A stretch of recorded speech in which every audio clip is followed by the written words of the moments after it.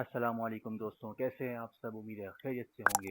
जी, मैं आज आपके सामने जो है यूसीपी 600 का आर्टिकल नंबर 5 और आर्टिकल नंबर 6 में आपको आज की इस वीडियो में आप दोनों को आप एक्सप्लेन करके दूंगा। आर्टिकल नंबर 5 ये वो वाहिद आर्टिकल है जो आर्टिकल नंबर 39 में सबसे आसान आर्टिकल है, जिसको आई थिंक मैं सिर्फ रीड करूंगा और आप समझ जाएंगे। बल्कि आज अभी तक तो आप समझ भी चुके होंगे कि इसका मकसद क्या है, लेकिन फिर भी चलें, जो नहीं समझ पा रहे हैं उनको मैं बता देता हूँ। आर्टिकल नंबर 5 का नाम है डॉक्यूमेंट वर्सेस गुड्स सर्विसेज और परफॉर्मेंस। अच्छा, इसमें ये कहना चाह रहे हैं कि bank deal with the documents and not with goods services और performance to which the documents they relate. आसान है, बिल्कुल आसान है। इसका कहना चाह रहे हैं कि बैंक जो है वो सिर्फ और सिर्फ डॉक्यूमेंट्स के साथ डील करता है। डॉक्यूमेंट उसको एज पर एलसी की टर्म्स एंड कंडीशन के हिसाब से प्रेजेंट कर दो, बैंक आपको पेमेंट कर देगा। वो ये बैंक बिल्कुल नहीं देखेगा कि भाई ये वाकई में माल जिस तरह है कि नहीं है। ठीक है, उससे कोई गर्ज नहीं है बीच में माल उसको कचरा मिले, आधा माल मिले, पूरा मिले, जहाज डूब जाए। बैंक का कोई ताल्लुक ही नहीं है उससे। बैंक के पास डॉक्यूमेंट कंप्लाइंट डॉक्यूमेंट, ये जो टर्म है ना कंप्लाइंट, ये आप जहन में रख लें भाई, ये एलसी में बहुत इंपॉर्टेंट टर्म है कंप्लाइंट प्रेजेंटेशन। डॉक्यूमेंट की प्रेजेंटेशन कंप्लाइंट है तो भाई पेमेंट बैंक कर देगा। ठीक है, तो ये आर्टिकल नंबर 5 का ये इसका छोटा सा जो एक मुद्दा है वो ये है, बस इम्पोर्टेंट मुद्दा है जो आपको जहन में रखना है। चलिए अब चलते हैं यूसीपी आर्टिकल नंबर 6 की तरफ। तो कहते हैं availability, expiry date and place for presentation, very important article है। इसको मैं आपको थोड़ा हल्का हल्का ब्रीफ करता हूँ। मैं इसमें आपको एक MT700 जो एलसी है उसके सैंपल के साथ आपको थोड़ा एक्सप्लेन करूँगा आहिस्ता आहिस्ता ऐसे। चलिए अब स्टार्ट करते हैं, पहले पॉइंट पे आते हैं। Credit must state that the bank with which it is available और whether it is available with any bank. इसमें ये कहना चाह रहे हैं कि भाई लेटर ऑफ क्रेडिट में ये स्टेट होना मस्ट है कि ये जो एलसी है, ये क्रेडिट है, वो किस बैंक के साथ अवेलेबल है। ठीक है, अब इसका अवेलेबिलिटी कहाँ मेंशन किया होता है नॉर्मली। देखिए, अब मैं आपके साथ सैंपल देता हूँ। ये मैंने जूम इन किया और ये आपका लिखा होगा, हाँ ये रहा। ठीक है, ये 41D जो है available with by any bank. ये आप एनी बैंक हो सकता है या फिर आप किसी बैंक को भी यहाँ पे स्पेसिफाई कर सकते हैं with available with by ABC bank. ठीक है, तो ये आप इसमें कोई भी बैंक ऐड कर दें या फिर कोई अगर आप एनी बैंक कर देंगे तो वो किसी बैंक के साथ भी अवेलेबल होगा क्रेडिट। ठीक है, ये इस पॉइंट का पहला पॉइंट का ये मकसद था। फिर इसके साथ लिखा हुआ है कि a credit available with nominated bank is also available with the issuing bank. अच्छा, ये एक चीज़ पॉइंट नोट करें कि भाई अगर इसमें कोई बैंक नॉमिनेट किया हुआ है 41A में, या 41D होता है कभी, या 41A होता है, इसमें अगर मेंशन किया हुआ है कि भाई बैंक नंबर ABC, ठीक है, ABC बैंक है, और तो इसका मकसद जो उस वाले पॉइंट का ये कि ये जो क्रेडिट है पूरा जो एलसी है ये अवेलेबल है इस ABC बैंक के पास भी, और जो इशूइंग बैंक है उसके पास तो अवेलेबल रहती ही है। ठीक है, मतलब डॉक्यूमेंट्स जो प्रेजेंट हैं वो यहाँ भी हो सकते हैं और वो डायरेक्टली जो है इशूइंग बैंक के पास भी ये डॉक्यूमेंट प्रेजेंट हो सकते हैं। ठीक है, नेक्स्ट पॉइंट पे चलते हैं।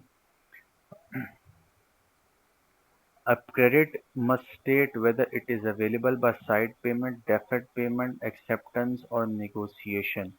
ठीक है, ये भी वही कहना चाह रहा है कि भाई क्रेडिट में ये मेंशन होना मस्ट है कि ये जो क्रेडिट है वो किस बेसिस पे अवेलेबल है। साइट पे है, डेफर्ड पे है, एक्सेप्टेंस पे है या निगोशिएशन पे है। आई थिंक ये टर्म्स जो हैं सारी आपकी जो साइट है, डेफर्ड पेमेंट, एक्सेप्टेंस, नेगोशिएशन, ये इस पॉइंट्स को मैं ऑलरेडी एक्सप्लेन कर चुका हूँ आर्टिकल नंबर 2 में। तो काइंडली अगर आपको ये चीज़ें नहीं पता, इसका आइडिया नहीं है, तो आर्टिकल नंबर 2 पहले देख लें, वो देखना मस्ट है। वजह ये है कि उसके बेसिस पे सारी ये जो पूरे जो यूसीपी के आर्टिकल्स हैं वो उसकी इस पे डेफिनेशन दी हुई हैं टर्म्स की, तो वो थोड़ा देख लें काइंडली, तो उसके बाद फिर दोबारा आ जाएं आप। ठीक है, अच्छा ये कहाँ मेंशन है, ये वही जो 41D है यही मेंशन किया होता है, जैसे कि available with by any bank. ये जो क्रेडिट है एलसी है वो available with by any bank है, बाय नेगोशिएशन है। ठीक है, ये नेगोशिएशन के साथ अवेलेबल है। यहाँ पे साइड भी हो सकता है, यहाँ पे डेफर्ड पेमेंट भी हो सकता है, यूजर्स भी लिखा जा सकता है वो, और टर्म्स एंड कंडीशन की बेस पे ये एलसी जो क्रेडिट है वो डिफाइन किया होगा, लेकिन मेंशन इसका यहाँ पे मेंशन होगा 41D जो है इसका। ठीक है, नेक्स्ट पॉइंट पे आते हैं। Credit must not be issued available by draft drawn on the applicant applicant. अच्छा, जब एलसी का तो आप देखिए मैं बता चुका हूँ कि एलसी क्या होती है, वो उसकी डेफिनेशन भी मैंने आर्टिकल नंबर 2 में दी हुई है, तो वो काइंडली दोबारा देख लें। लेकिन मैं यहाँ पे थोड़ा एक्सप्लेनेशन पर्पज़ के लिए बता रहा हूँ कि देखें, एलसी है वो अंडरटेकिंग दी जाती है इशूइंग बैंक की तरफ से बेनिफिशरी के बैंक को या बेनिफिशरी को। ये अंडरटेकिंग इशूइंग बैंक प्रोवाइड करता है। तो जो ड्राफ्ट ड्रॉन किया जाएगा वो अवेलेबल होगा, इशूड होगा, अवेलेबल अप्लीकेंट पे नहीं ड्रॉ होगा, वो ड्रॉ होगा इशूइंग बैंक के बिहाफ पे ड्रॉ होगा। क्योंकि जो पेमेंट टर्म्स हैं एप्लीकेंट का जो है, टेक्निकली जो देखा जाए एप्लीकेंट का एलसी के अंदर रोल नहीं होता। एलसी एक बार इशू हो जाती है तो उसके बाद जो डायरेक्ट रोल होता है वो बैंक का होता है, बेनिफिशरी के बैंक का होता है और बेनिफिशरी का होता है। ठीक है, इस वजह से जो ड्राफ्ट ड्रॉ होगा वो इशूइंग बैंक पे होगा, एप्लीकेंट पे नहीं होगा। क्योंकि अगर एप्लीकेंट पेमेंट नहीं करता तो इशूइंग बैंक पेमेंट करेगा। तो पॉइंट नंबर सी यहाँ पे क्लियर हो गया। अच्छा, पॉइंट नंबर डी में फिर दो पॉइंट्स हैं। चलें इसको भी जल्दी जल्दी एक्सप्लेन कर देता हूँ आपको भाई के इससे क्या कहते हैं। ये लिख रहा है भाई कि a credit must state an expiry date for presentation. An expiry date stated for honour और negotiation will be deemed to be an expiry date for presentation. अच्छा, इसका मतलब भाई क्या है? इसका मतलब ये है कि भाई क्रेडिट के अंदर जो है ये date, expiry date for presentation जो है वो स्टेट होना मस्ट है। ठीक है, जो प्रेजेंटेशन पीरियड जिसे कहते हैं उसका उसमें लिखा होना बहुत ज़रूरी है कि कब कितने दिन के अंदर अंदर जब प्रेजेंटेशन हो जानी चाहिए डॉक्यूमेंट्स की नॉमिनेटेड बैंक के पास या एडवाइजिंग बैंक। मतलब नॉमिनेटेड बैंक ही नॉर्मली करता है, वो एडवाइजिंग बैंक भी हो सकता है, वो अ, कोई और बैंक भी हो सकता है। तो देखिए मैं सैंपल में आपको दिखाता हूँ। ये नॉर्मली यहाँ पे लिखा होता है, फील्ड नंबर 48 में होता है I think. Yes yes yes yes, field number 48 this है। हाँ, देखिए ये लिखा हुआ है पीरियड फॉर प्रेजेंटेशन 28 डेज। वैसे तो ये टेक्निकली देखा जाए तो ये इनकम्प्लीट लग रहा है, स्पेसिफाई होना चाहिए था कि 28 डेज फॉर समथिंग। लेकिन नॉर्मली इसको consider 28 days from the shipment date ही किया जाता है बाय डिफ़ॉल्ट, तो कह नहीं है, लेकिन ये नॉर्मल जो प्रैक्टिस है वो यही है, 28 days from the shipment date. तो इस जो ये जो क्लॉज 48 की फील्ड है इसका मेंशन होना बहुत इंपॉर्टेंट है कि शिपमेंट डेट से 28 डेज के अंदर अंदर डॉक्यूमेंट्स जो है वो बेनिफिशियरी को नॉमिनेटेड बैंक के पास या एडवाइजिंग बैंक के पास प्रेजेंट हो जानी चाहिए। अगर वो नहीं कर पाया तो ये डिस्क्रिपेंट कहलाया जाएगा, कंप्लाइंट प्रेजेंटेशन नहीं हो पाएगी। एनी अच्छा, दूसरा point, any expiry date stated for honor or negotiation will be deemed to be an expiry date for presentation। अच्छा, इस पॉइंट का क्या वही पॉइंट है, लेकिन इसमें कहना चाह रहे हैं कि फॉर एग्जांपल जैसे ये जिस पॉइंट पे आए कि इस पे 28 डेज नहीं लिखा हुआ, लेकिन इसकी जगह लिखा हुआ भाई कि कोई डेट दी हुई है कि भाई इतने दिन के अंदर ऑनर कर देना है, ये शुड बी ऑनर्ड और निगोशिएटेड। जो भी डेट दे दी है इस तरह नहीं लिखा हुआ 28 days on the shipment date, लेकिन किसी भी तरीके से लिख दिया भाई कि इतने दिन के अंदर एक्सपायरी हो जाएगी, तो उसको कंसीडर फॉर उसी कंसीडर यही किया जाएगा, expiry date for the presentation ही कंसीडर किया जाएगा। नेक्स्ट पॉइंट है the place of the bank with which the credit is available with available the place. अच्छा, दूसरा पॉइंट पे चलते हैं। इसमें लिखा है the place of the bank with which the credit is available is the place for presentation. The place for presentation under a credit available with any bank is that of any bank. A place of presentation other than the issuing bank is the addition to the place of the issuing bank.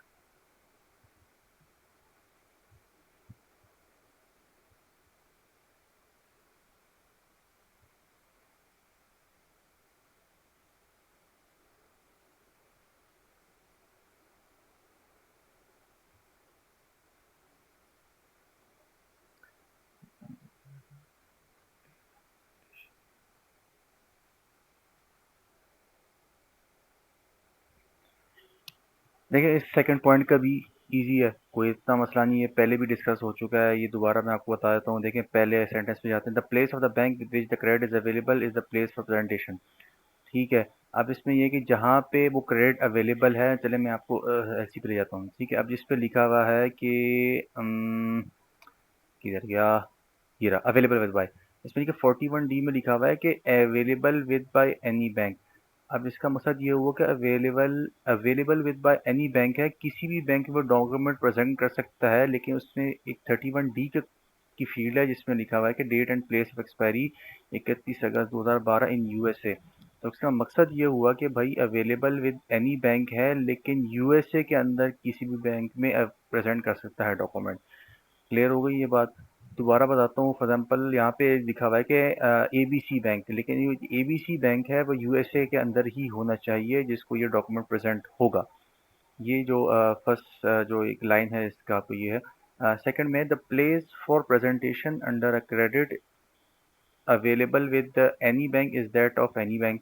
अगर किसी भी bank के साथ वही point मैंने इसमें वही cover कर गया कि अवेलेबल विद एनी बैंक है जब लिखा हुआ है उस फील्ड में 41A में या डी में, तो वो किसी भी बैंक में अवेलेबल है, लेकिन जो उसमें अगर मेंशन किया हुआ है कि एक्सपायरी उसकी यूएसए के अंदर है तो फिर वो यूएसए में ही एक्सपायर होगा, प्रेजेंट ही नहीं जाएगा।